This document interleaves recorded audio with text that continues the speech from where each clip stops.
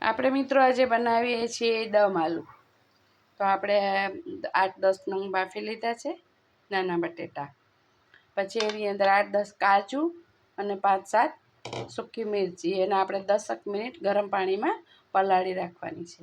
પછી ઝીણી આપણે ડુંગળી સમારવાની છે, આવી ઝીણી કરી દેવાની. પછી આપણે આ દહીં ભાંગી લેવાનું છે સરસ, અને પછી આપણે આ નાખવાનું છે લસણ. હવે આપણે કરીએ મસાલો.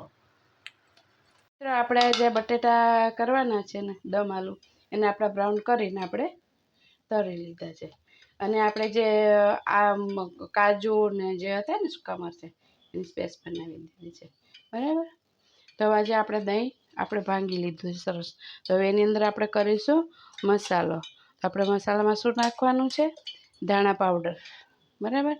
પછી નાખવાનું છે આપણે હલ્દી. પછી નાખવાની છે આપણે લાલ મિરચી, બરાબર. એ આપણે તીખું ખાતા હોય એ પ્રમાણે આપણે નાખવાનું હોય છે. પછી થોડો, બહુ નહીં પણ થોડો ગરમ મસાલો, ઓકે મિત્ર. પછી આને આપણે અને કસૂરી મેથી એ બી આપણામાં મિક્સ કરી દેવાની છે. એમ મિક્સ કરી દેવાનું મસ્ત રીતે, આવી રીતે. આમ જો થઈ ગયો ને સરસ મસાલો તૈયાર. હા, આનો મસાલો મસ્ત થઈ ગયો જો આ. ને હવે આપણે શું કરવાનું છે? જીરું મૂકી અને આપણે વઘારવાનું છે. આપણું તેલ તો મસ્ત આવી જ ગયું છે. અને એની અંદર પછી આપણે નાખીશું શું? એક ચપટી, હા, અને એક ચપટી નાખશું આપણે હિંગ. એ પહેલાં આપણે નાખીશું તમાલપત્ર, મરચું સૂકું, તજ લવિંગ. એને આપણે થોડું તપાવી દેવાનું છે. તપાઈ જાય એટલે આપણે એની અંદર નાખવાની છે હિંગ.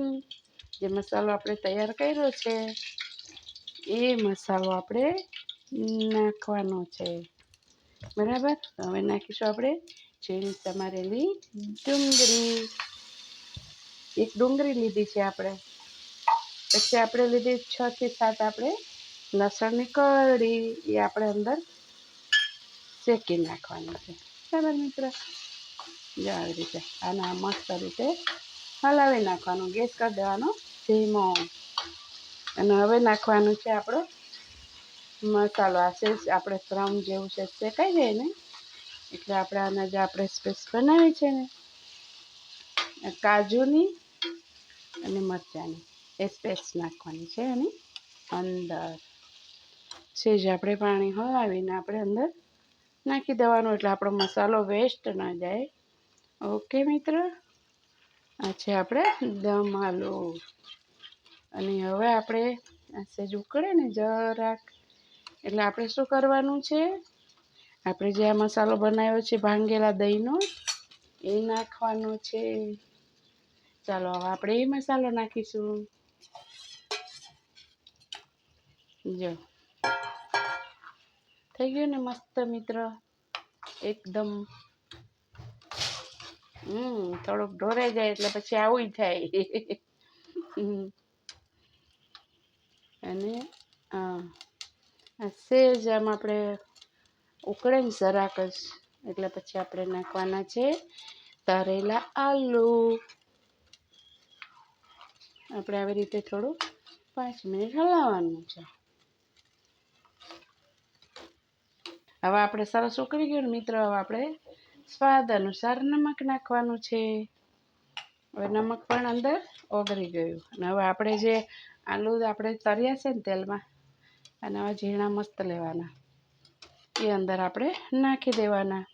અને હવે આને છે ને આપણે 5 મિનિટ સુધી આવી રીતે મીડિયમ ગેસે આપણે એને શેકાવા દેવાનું છે, બરાબર. એટલે મસ્ત મસાલો પાકી જશે અને ગ્રેવી બહુ ફાઇન બનશે, ઓકે મિત્ર.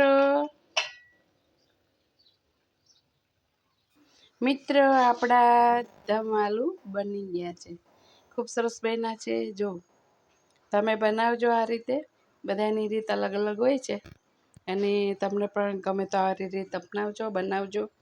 અને લાઈક શેર મિત્ર જરૂર કરજો. ઉપરથી આપણે નાખીશું થોડા દાણા. અને પછી ગરમ ગરમ રોટલા જોડે, પૂરી જોડે, ગમે તેની સાથે આપણે ખાઈ શકીએ, જેવી આપણી ચોઈસ. ઓકે મિત્ર, લાઈક શેર સબસ્ક્રાઈબ મિત્ર જરૂર કરજો. ગમે તો સર્વને કહેજો, ન ગમે તો મને કહેજો. જય શ્રી કૃષ્ણ સર્વ મિત્રને.